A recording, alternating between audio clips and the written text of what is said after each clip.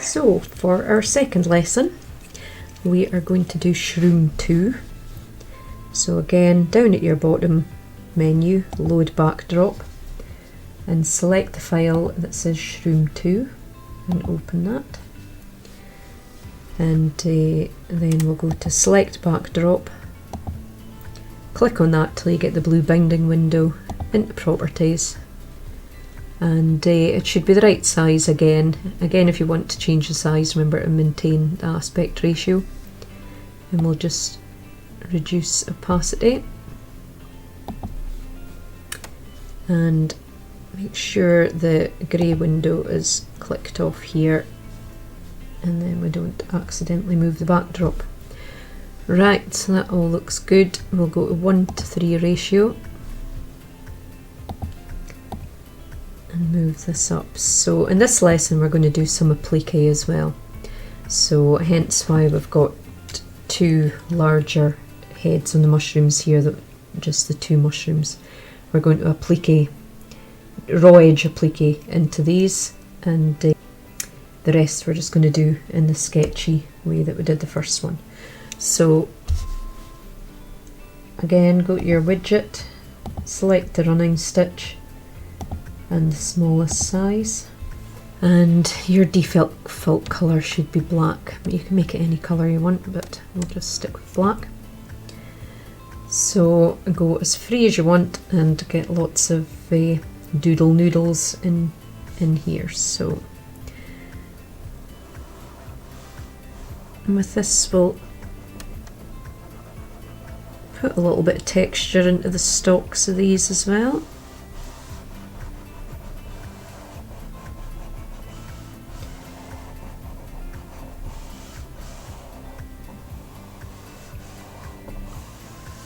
So again, nice loose hand.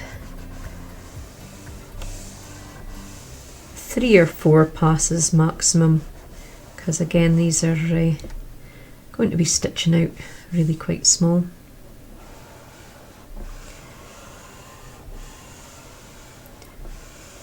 So what we want, you can do a few passes round the cap of the mushroom, because this is going to have the appliqued fabric in the back of it.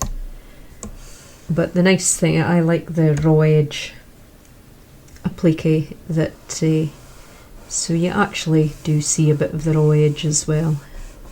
It just gives it a slightly more organic look. And again, we've got the little trick of the mushroom just poking out of that frame. Just adds a little bit of dimension to the whole piece.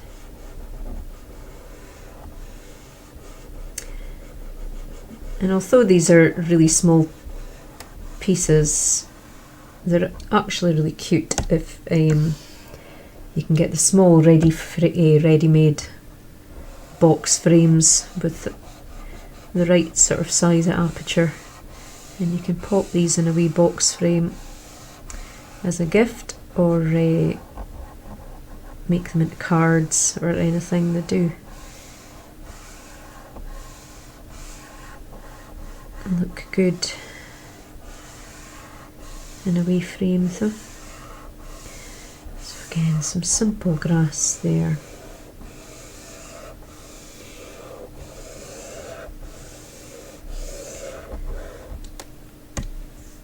And again, remember, snap to anchor, make sure it's switched on, and continue from the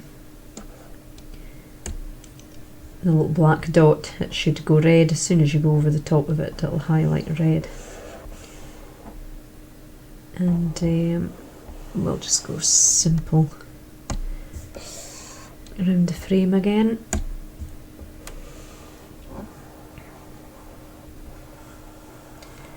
Around the top of there, so we don't get any trims. Again, do whatever you want with these. These are, the guide is just here purely as a guide, and in the next lesson, as you will be drawing your own, this gives you a good opportunity to sort of think about how you draw them as well.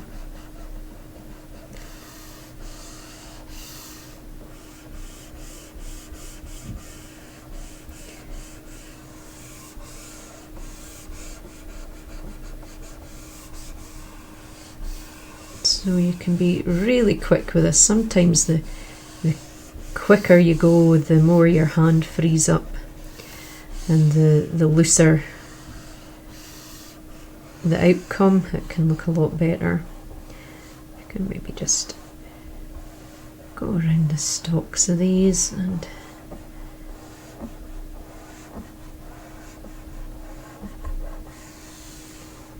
add a few wee bits of detail.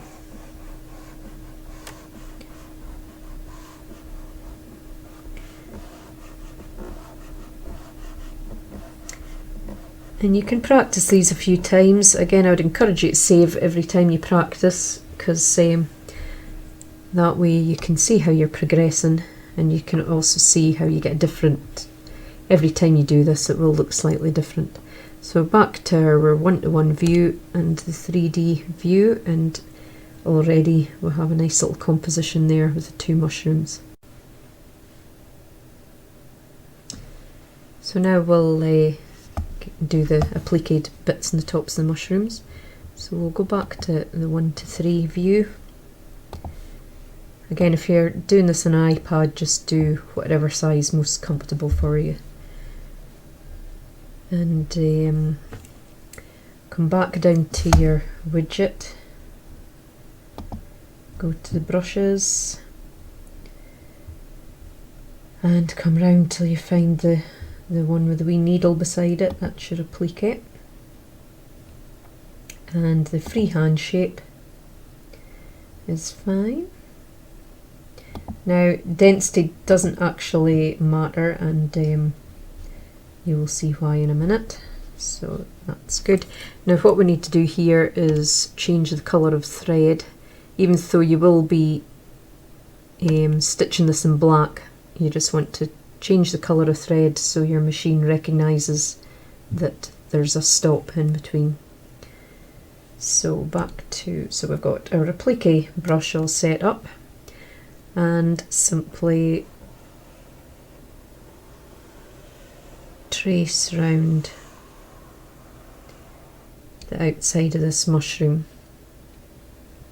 So I'm doing the first one like this, and the second one I'll show you a different way of doing it. It all leads to the same thing, but this is quite a good way to get to know your applique tool, because although we've got this big satin stitch on here, we don't actually need it. But all we need to do is come down to select, make sure we select the right bit. That's it. If you can't select it, you can go into layers and select it from the colour. So we've selected this. Now we need to go into properties, and you'll see it says applique type. So we can actually leave that at satin, because what we need to do is come down here, and you've got the option sew placement, sew tack down, and sew border. Now, normally, if you're doing a proper applique, you would want this edge round here to be hidden, but because we're making this a bit more organic looking, we want the raw edge applique. So out of these three options, all we really want is the sew placement, so your machine sews that and you know where to place your fabric. And we want the sew tack down, so really it's only giving you 2 rows of like a running stitch. Sew border we don't need in this occasion, so we'll deselect that. And you can see from this that you've got the 2 lines here. So we'll get rid of this, and we're going to have a look in layers at this moment. So from your layers, you'll see that the vermilion now, that gives you your placement. So you would stitch that and stop your machine, and then lay your fabric on the top, covering the placement line. and you'll see the carmine, that gives you the tack down stitch. So once you've laid your fabric, you would then do the tack down stitch, and then you would trim around the edge. You can do it quite rough, or you can trim it to within a sort of millimetre to the stitching. You can even use a kind of pinking shears round, and that gives you some texture round about. So once you've done this, obviously the black sketch that we've done is then going to be the last run of stitching, and that's going to hold everything in place as well. So when you look at the fuchsia here, it's giving you 2 stitches. We don't get the option to delete that, so we're just going to leave that as is. And depending on whether you've got a multi-needle or a single needle machine, you can just skip this stitch, this stage. So that's the way to do it using the applique tool. And now I'll show you just the way to get the same result, but just a slightly different method. So we're going to go back to the widget, select your brushes, and just select the run stitch and the smallest length again. And for this we're going to just select a yellow, and we just need to roughly go around the outline. Again, the good thing about this, it doesn't matter if you've got shaky hands and it comes in or out, you can either sort it later, or you can leave it coming in or out to the lines. Anything, it always looks good in the end. You can get away with so many tiny errors with this. And it just adds to the results, so you can have lots of fun with this. Now go to select, and if you can't get hold of that, let's go to layers and select it there. So that was the yellow, so we'll highlight that, and then we're going to come over to the left here, and we're going to copy, and then we're just going to paste. So what you've actually done is created your tack down stitch, and then you've created your placement stitch, and then you've created your tack down stitch.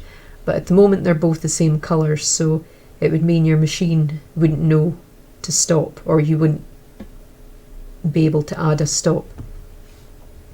So let's just expand your layers here, and in here you'll notice you've got 2 exactly the same.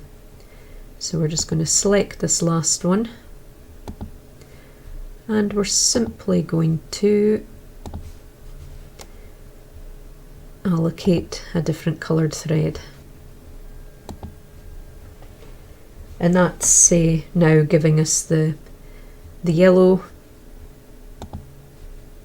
And the yellow here is your placement stitch, and then the tangerine would be your tack down stitch. So, and in effect, this is actually the method that I usually use, unless I'm doing an applique where I want the satin stitch to hold all the fabric in.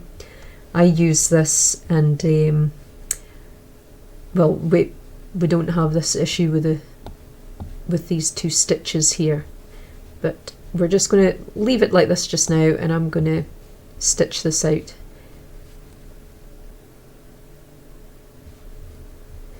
So if we go back to 1-to-1,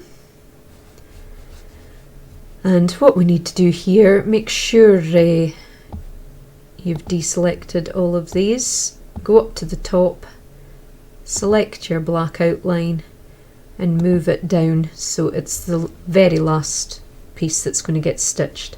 Now you'll see the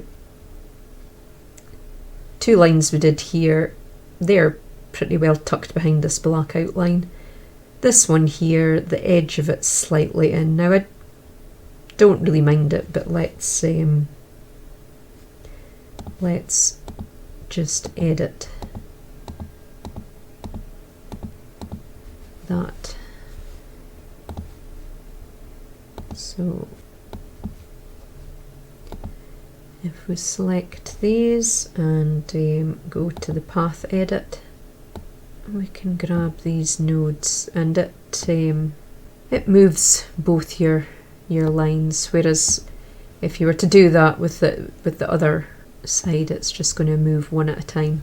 And the other thing with this, the placement stitch is slightly within the tack down stitch, which again, that always helps if you're looking to get a really nice clean applique, but with these kind of designs anything goes, so the fact that these two stitches are going to be on top of each other, it really doesn't affect it at all.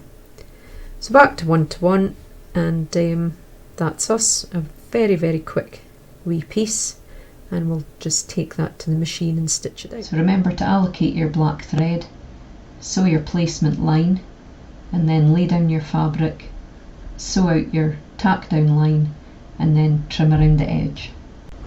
And again, sew your placement line, hold your fabric in place, sew your tack down line, and then trim around your fabric again.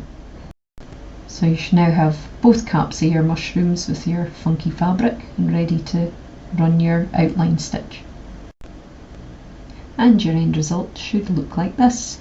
I'm now going to give you a very quick and simple lesson in tea staining. It's a really effective way just to add a little bit more interest to your piece. So what I recommend is that you tape it down to a board. It just stops it warping when we add the water. So just make sure it's nice and securely taped to a board. You'll need a tea bag. You can use tea leaves, but I prefer a tea bag because I actually like to use the tea leaves within the tea bag. I'll show you that in a second. Just a bowl for some warm water. Another wee bowl with some cold water and a paintbrush. Now, if you'd like to do the scorching at the end, have a hot iron on, but don't. If you've got a crafting iron, use that. I don't recommend you use your good iron that you iron your nice white crisp shirts, because it can stain the base of the iron kind of beyond repair. I do have an iron dedicated just for things like this. So if I want more tea to take to this background area, all I'm going to do is add a little bit of moisture around these. Now, this is not an exact science and anything can happen, but the tea will tend to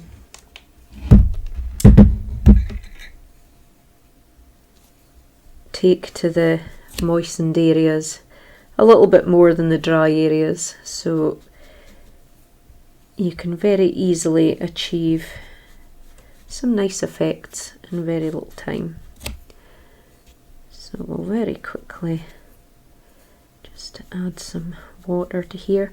So I've stitched these onto a reasonably thick canvas that's got a bit of a texture. Again, that adds a bit of interest, but equally it'll work on just a cotton.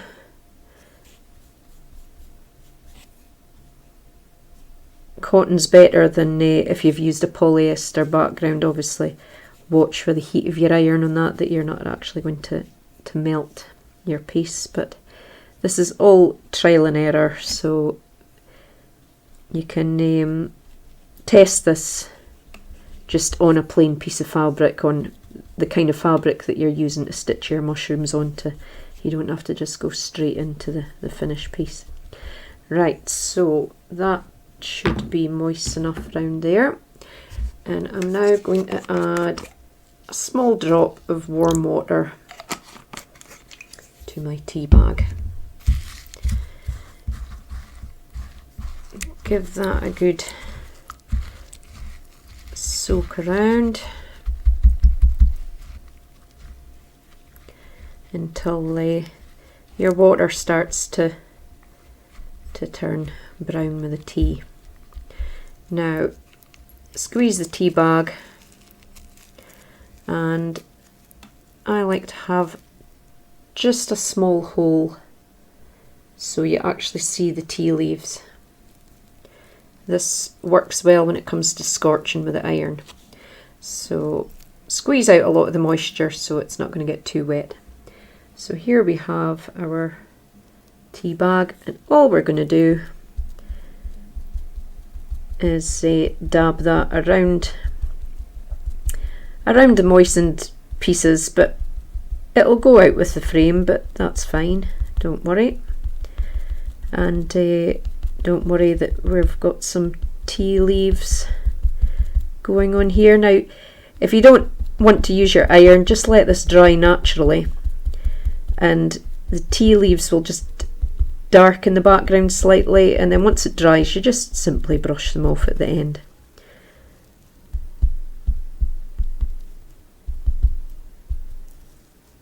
So I'm just going to put a little bit at the top there.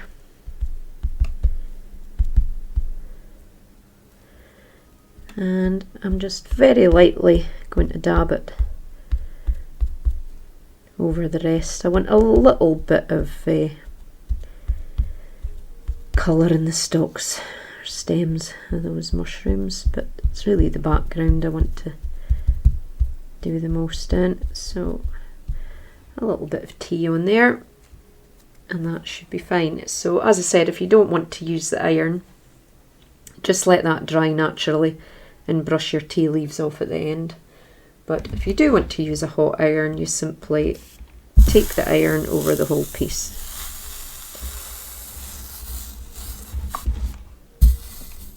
And you can really work it into areas, and this kind of scorches the tea leaves and just adds a little bit more depth of colour.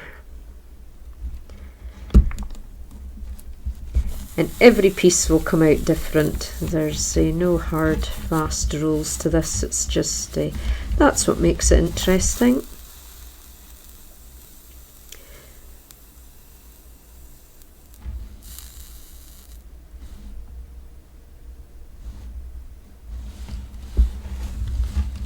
So just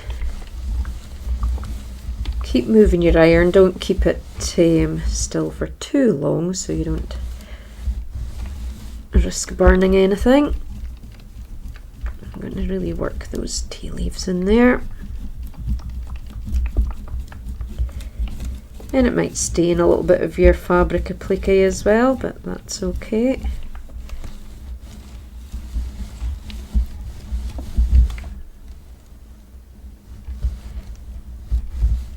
And I think we are done.